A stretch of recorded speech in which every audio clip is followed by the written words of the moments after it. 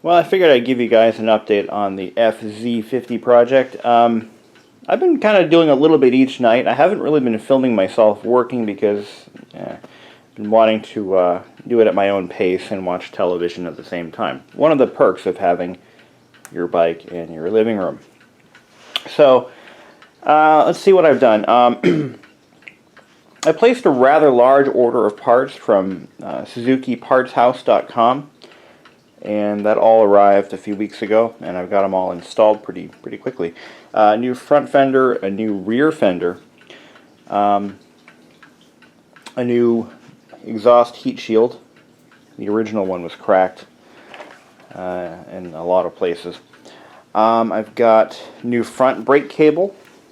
The original one was so played that it wouldn't release the brake quick enough, and lubricating it helped only a little bit. So a new cable that was like $12, and the new cable came with all new hardware. So a new rubber bellows, a new cam nut, whatever the hell you call that thing, adjuster nut. So you got a few other odds and ends. A brand new airbox because the original one was in pretty bad shape and missing all the parts. The airbox comes as a kit. This is the factory airbox kit. It includes all the mounting hardware, a new door with a seal, and a new air filter element. Now this is the type of element that you need to oil with air filter oil. I'm not sure exactly what kind of oil that is. I'll figure that out later. Check this out. The airbox is so incredibly restricted. If you look at how it's designed, the only point for air to enter the box is through these tiny little holes here. So one of the more popular modifications that people would make is they would either remove the airbox and install a cone filter, or they would drill larger holes in this area here, which I might do. It depends. If I want to waste the money that I spent on a new airbox and I screw it all up. But no, that is the only air intake that this thing has. I've also got a new battery mounting strap, a brand new headlamp bulb, which I'll show you in a bit, and a new side cover. Now these come unpainted now. This is the battery side cover, but I wanted to get one while I still can. So I've already started some repairs on the electrical system. I found some chafed wires in a few spots that needed to be insulated with shrink tubing. I took the oil container, or the oil reservoir out and drained it. I found that there was a leak right here. This little window was leaking.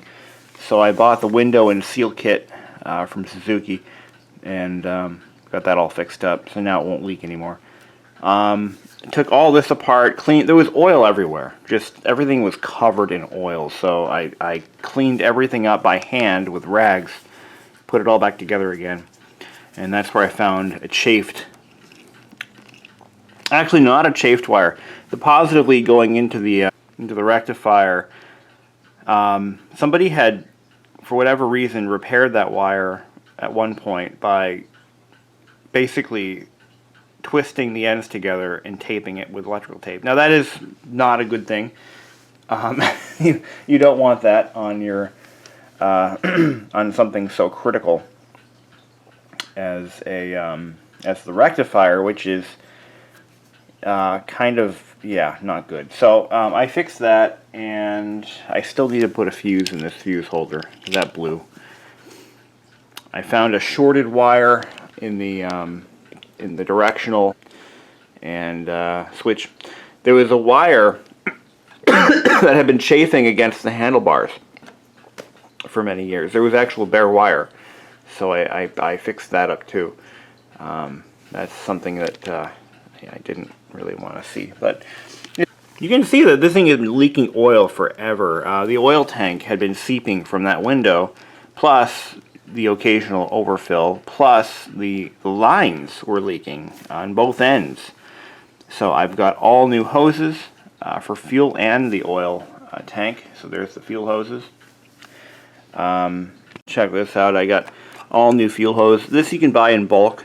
It's a couple bucks for a 10-foot roll. I think it was like $10. And that also included a bag of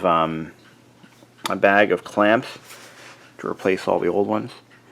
And this is going to work out just fine. Let's take a look at this Petcock.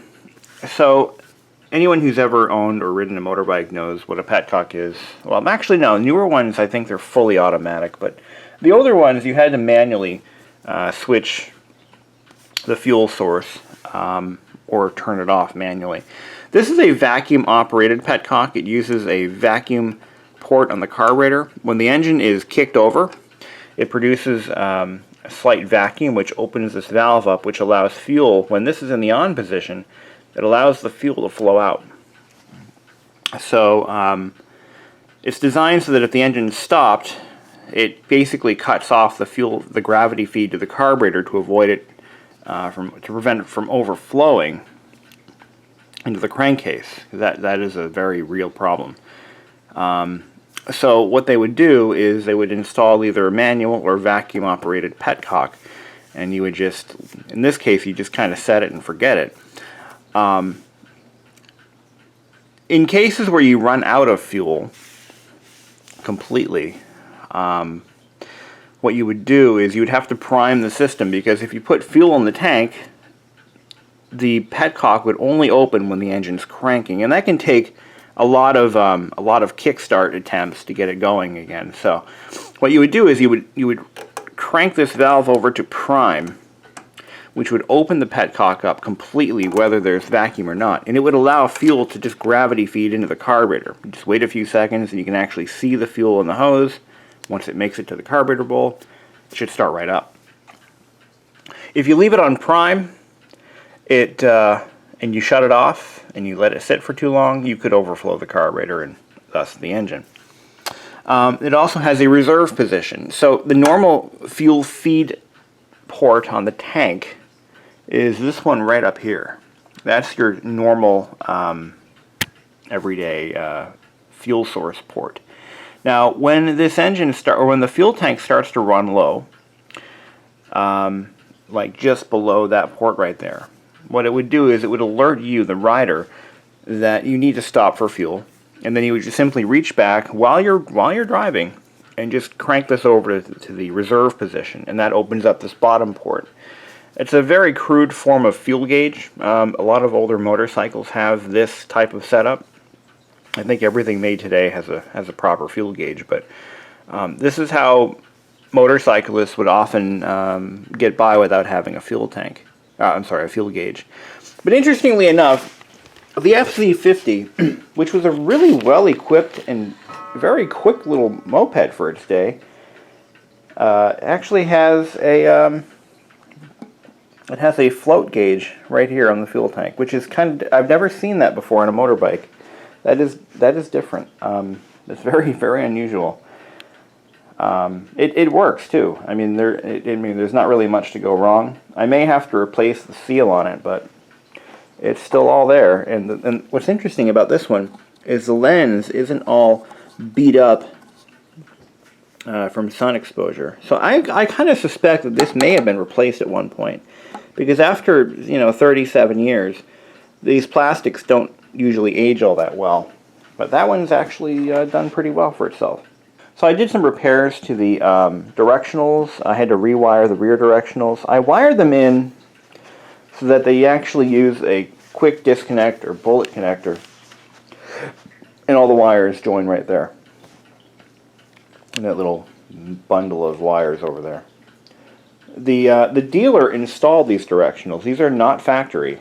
The factory directionals didn't come until about 1981, I think. In 1980, the directionals are still an option, and you would have to buy a kit and install them yourself, or the selling dealer could install them as a package promotion for whatever. So these are not Suzuki directionals. They work, but they're not factory. When they did the installation, they actually soldered and shrink tubed all the wires, but they didn't leave any provision for removal. So to remove the rear directionals, to take the fuel tank out, to replace all the fuel hoses, I had to cut the wires. So I just went ahead and just replaced them from that point on to here with a nice heavier. The wires that they used were starting to get kind of weak, so I replaced all that. And I also, they had routed them because the dealer did this. More than likely, they just ran the lines along the the frame tubes here, which I don't like. It was kind of tacky and chintzy, so I re-ran the wires along the same channel that the rear taillight wires were going. So I polished as much of the chrome as I could. The chrome is not in terrific condition when you get real close to it. There's a lot of rust in some areas where water was allowed to sit for too long.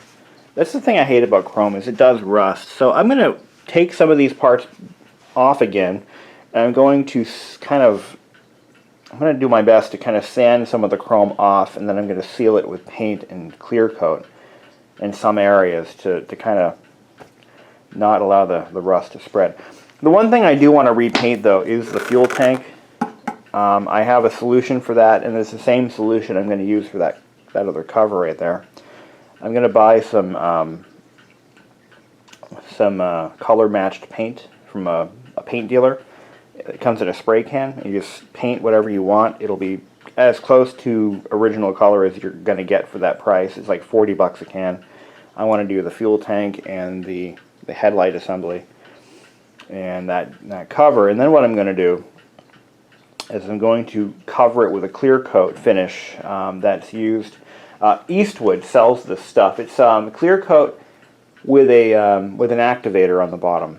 So the problem with over-the-counter clear coats and paints in general is that they're catalyzed by oxygen. So once they leave the can, the oxygen dries the paint or cures it. Catalyzed paints, which are used in body shops and by professionals, they're chemically catalyzed. So once you activate the can, or in the case of a spray nozzle job, or I'm sorry, in the case of buying like a quart container and opening it up for a spray gun, you pour in an activator, and what that does is it chemically activates the paint. So it only has so much time before, no matter whether it's in the can or on the surface, it will cure with or without oxygen. So the clock starts as soon as you put the activator in there.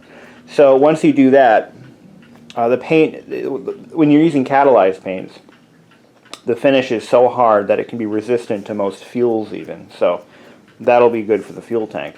Because if I paint this with, say, Krylon or Rust-Oleum, as soon as I put fuel in this tank, the little droplets that splash back out are going to put pinholes in the surface. So I don't want to risk that. And at that point, I'm probably going to do a red coat job on this tank. It's not rusted badly. It's got a few spots, but you want to stop those spots while you can. Don't let it get any worse. Now, for all the little metal pieces I have here, like this is a tool tray. It's got some rust on it. I'm going to get myself, in fact, there's a new product out. It's like Evapo-Rust, only it comes in a gel out of a spray can. And the problem with Evapo-Rust is parts have to be soaked in Evapo-Rust for the stuff to work. It's wet. It's like it's a consistency of water, so you can't like spray it on something and expect it to work. The gel will cling to that surface and do its job. So I'm going to try that. This is a new Rust-Oleum product. I want to see how that works.